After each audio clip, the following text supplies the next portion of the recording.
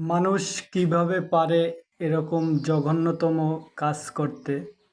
আমরা এই ঘটনার তীব্র নিন্দা জানাচ্ছি।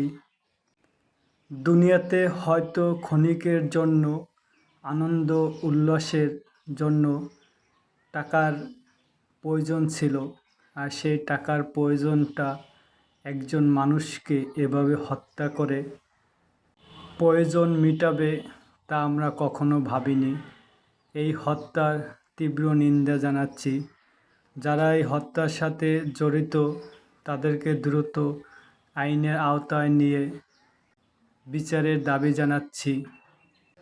চাঁদার টাকা না পেয়ে এভাবে হত্যাকাণ্ড, এটা কোনোদিনও কাম্য নয়। এই হত্যার সাথে যারা জড়িত তাদেরকে আমরা ধিক্কার জানাচ্ছি। এই হত্যার দ্রুত বিচার চাই।